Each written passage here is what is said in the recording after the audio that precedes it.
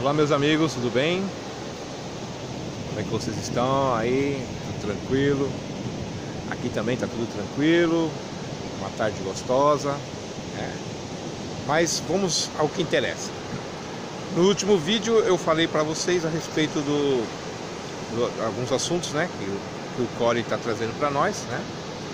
E eu falei então que eu iria, nesse vídeo, comentar um pouco sobre o replicador, que é uma máquina na qual a gente aperta lá alguns comandos e essa máquina então ela produz do nada, né? Do nada, entre aspas, né? Do nada o alimento aparece lá, né? Todo aquele já o alimento pronto, né? Então eu queria falar um pouquinho sobre essa máquina que o Corey falou que já existe, né? Que é uma máquina que ele deu o nome de replicador, tá bom? Bom, pessoal, o replicador, ele como eu disse, parece um micro-ondas.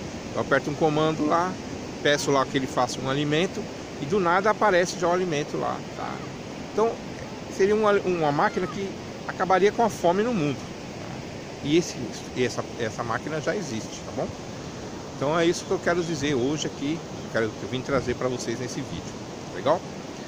Mas, além de falar sobre isso, eu quero falar mais um pouquinho mais de como funciona o replicador. Bom, o principal instrumento, né, a parte principal dessa máquina são os aceleradores de partícula. Ele tem um acelerador de partícula de 2 estágios, tá bom? O primeiro estágio, o que ele faz? Ele acelera a partícula e transforma essa partícula em forma de onda, tá? E o segundo estágio, ele reorganiza essas partículas.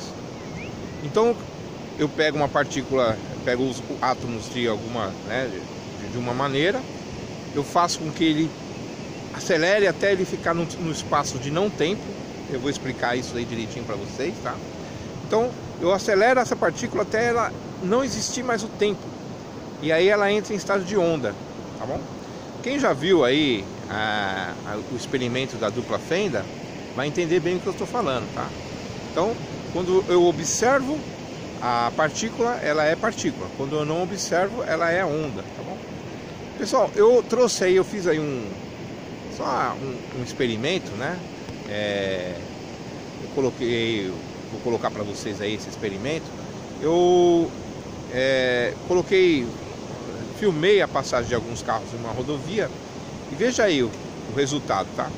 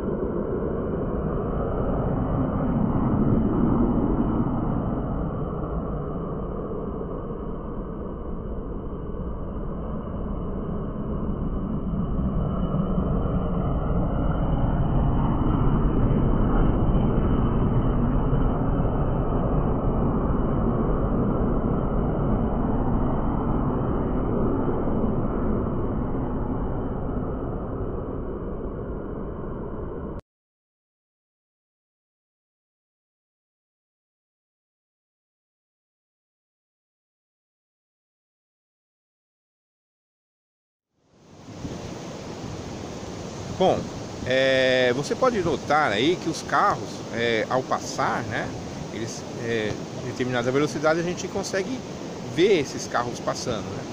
Mas se eu acelerar o tempo, quanto mais eu acelerar o tempo, mais difícil fica observar os veículos.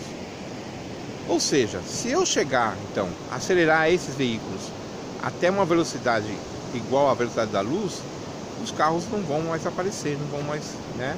E vai ser impossível a gente observar esses carros passando, né? Já está quase impossível ver eles aí com essa aceleração aí de 10 vezes, né? Imagine então o carro acelerando a uma velocidade aí da luz, né? Próxima velocidade da luz. E segundo Einstein, né, na sua equação, ele disse que a energia é igual a massa, né, vezes o quadrado da velocidade da luz. Mas o Einstein ainda disse uma coisa mais importante ainda. Ele disse que se a gente viajasse numa nave com a metade da velocidade da luz, pode ser que o nosso corpo não suportasse mais essa velocidade, porque nós, na velocidade da luz, a gente começaria a entrar no espaço de não tempo. E esse espaço de não tempo, ele é a onda, tá? Ele transforma a partícula em onda. E aí, o que aconteceria com nós? O nosso corpo se transformaria em onda, tá bom?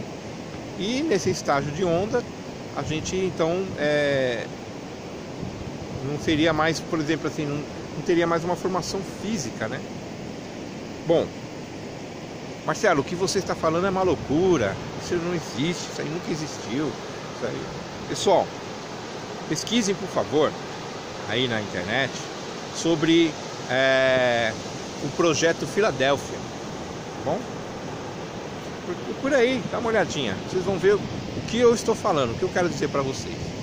Einstein e Nikola Tesla, eles se uniram para entender como funciona, tá bom?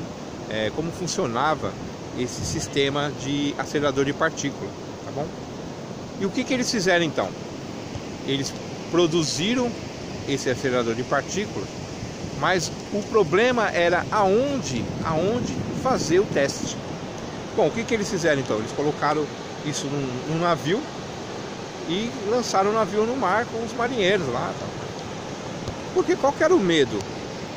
O medo era o seguinte, acelerar as partículas a uma certa velocidade, e se houvesse um choque, por exemplo, de duas partículas em alta velocidade e existisse então um rompimento, né, do núcleo do átomo. Todo mundo sabe o que é isso, né? É uma explosão atômica, tá bom? Então, por isso colocaram o experimento no navio.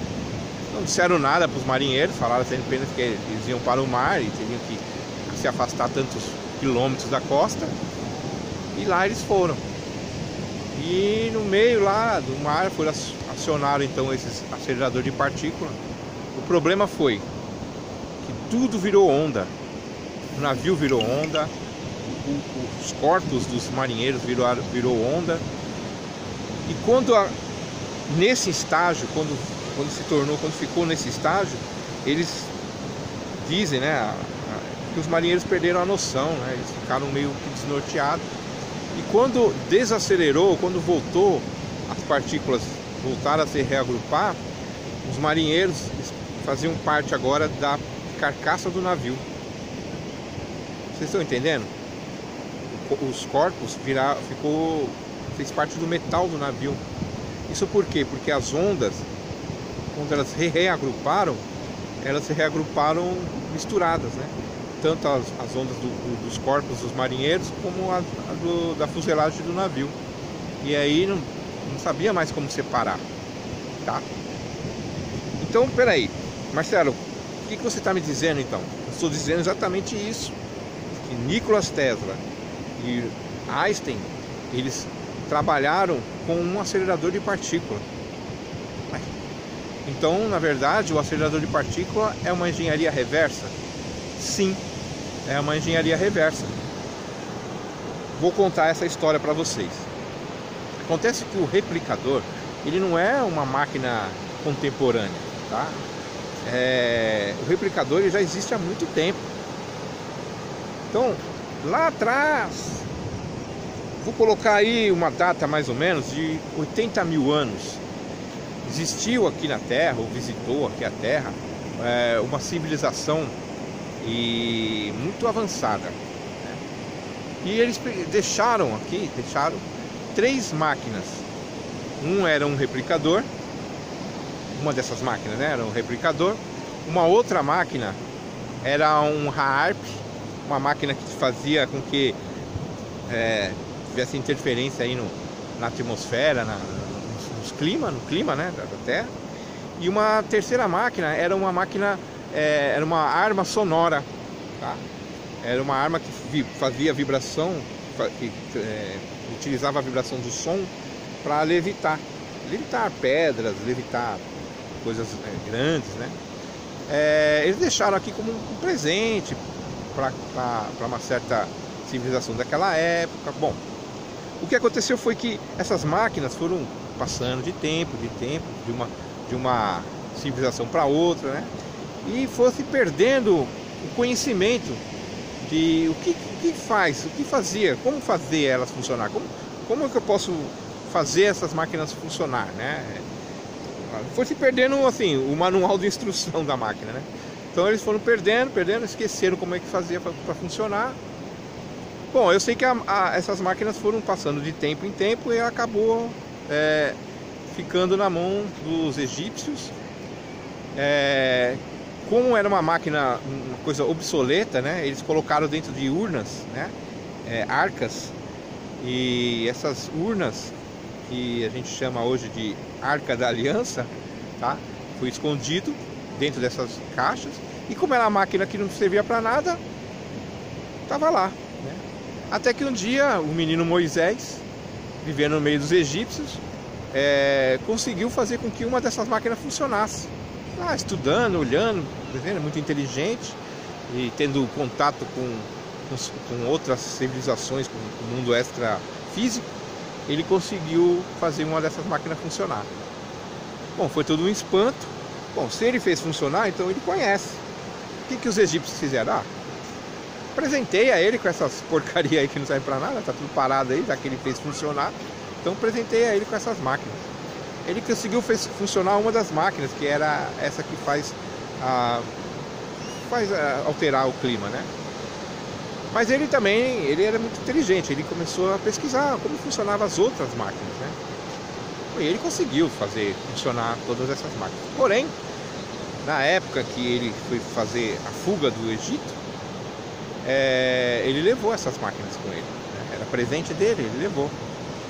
Então, eram 3 arcas, tá? 3 arcas da aliança. Ele continuou, levou essas arcas por muito tempo. Esse replicador que estava dentro de uma dessas urnas, ele conseguiu fazer alimento para todas aquelas pessoas que estavam com ele no deserto. A outra máquina que ele utilizava já, né, que foi a máquina que ajudou muito a ele fazer todas aquelas aberturas de rio, né, abertura lá da travessia do mar. Ele conseguiu fazer com que essa máquina também foi utilizada lá nas pragas, né? As pragas que ele colocou lá no povo egípcio lá. Bom, pulando agora Moisés. Novamente as máquinas foram ficando, foram passando de uma civilização para outra, tal. Esqueceram de novo como é que elas funcionavam, porque Moisés não ensinou ninguém a utilizar aquelas máquinas. E quando ele se foi, então as máquinas ficaram lá e se perdeu de novo. O problema é que elas, além de ser perdidas, como era uma relíquia que todo mundo falava, essas máquinas pertenceram a Moisés, ela virou um amuleto, né? Amuleto religioso, né? Então as pessoas queriam ter. Então elas foram separadas, foram escondidas. Essas máquinas acabaram ficando uma para um lado, outra para o outro. Bom, para concluir, depois de Cristo, tal, né? Concílio de Nicéia, essas máquinas foram parar nas mãos dos Cavaleiros Templários, tá bom? Pessoal, o Cavaleiro Templário te lembra alguma hora? Dá uma olhadinha na cruz que está aí no uniforme dos Cavaleiros Templários. Agora dá uma olhadinha aí na cruz que está aí na manta do nosso Papa. Te lembra alguma coisa? Exatamente, pessoal. Os Cavaleiros Templários, eles tinham uma ligação muito forte com a Igreja Católica, tá? Eles é que fizeram tudo aquilo acontecer. O Concílio de Nicéia foi dado uma missão para esses cavaleiros, para que eles levassem a punho, que levassem a ferro, e que aquilo ali realmente acontecesse. Mas isso aí é um assunto para... Eu relatei bastante sobre isso no meu vídeo aí, né? Eram as bruxas cristãs, mas a gente pode voltar a comentar aí mais pra frente aí em outros vídeos, tá bom? Bom, para concluir então, as máquinas foram parar no Vaticano e lá ficaram. Duas delas, tá? Não se sabe ainda a terceira, o que aconteceu, que era justamente essa máquina sonora que era uma arma, né, de vibração sonora. Essa talvez seja perdida, seja a única arca que eles que ainda estão aí à procura, tá? Mas as duas estavam no Vaticano. E quando apareceu esses dois gênios, né, agora Nikola Tesla e Einstein, eles pediram para que os dois estudassem aquela máquina, né? Mas olha, dá para vocês descobrir aí, a engenharia reversa só não está dando certo. Tem alguma coisa de física aí, tem alguma coisa de elétrica. Precisa de uns gênios para desvendar isso aí, né? E eles fizeram isso, pegaram aquilo lá e estudaram e desvendaram o que acontecia ali. E descobriram que era um acelerador de partícula, né, que existia no replicador. E como ele funcionava. Só que assim, ainda não teve o total domínio, né? Porque fizeram aí o projeto Filadélfia e deu tudo errado, né? Pessoal, esse daí, o replicador, é uma tecnologia muito eficiente, né? Daqui uns anos a gente vai ter, né? Segundo o Corey Goode, ele disse que a gente vai ter isso daí, a gente vai ter essa tecnologia na nossa mão. Ela já existe, ela já está aí, tá? E ninguém vai precisar mais passar fome. Essa é uma tecnologia que vai trazer alimento para toda a população, para o mundo inteiro, sem nenhum problema, né? Então, toda essa volta que eu dei aí, explicando passo a passo sobre o replicador, é para dizer isso daí. Uma tecnologia remota, né? Uma tecnologia antiga que veio passando, acabou caindo na mão de dois gênios da atualidade. Eles então descobriram que era um acelerador de partícula.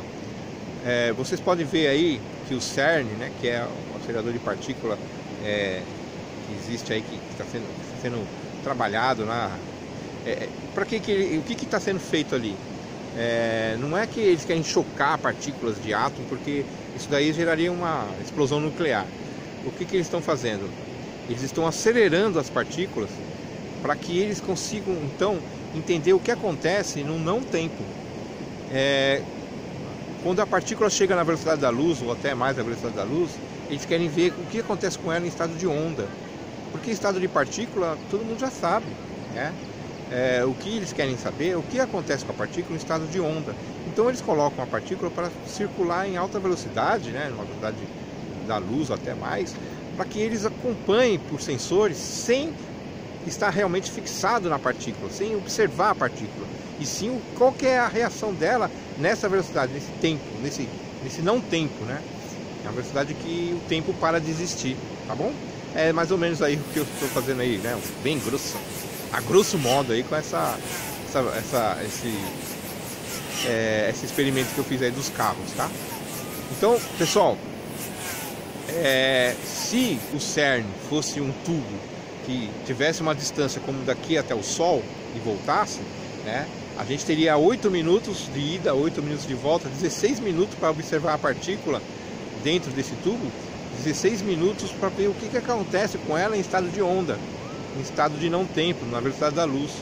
Eles não têm esse espaço aqui na Terra, então eles costumam fazer, quanto maior for o túnel, né, melhor para eles, porque mais tempo eles têm para observar a partícula.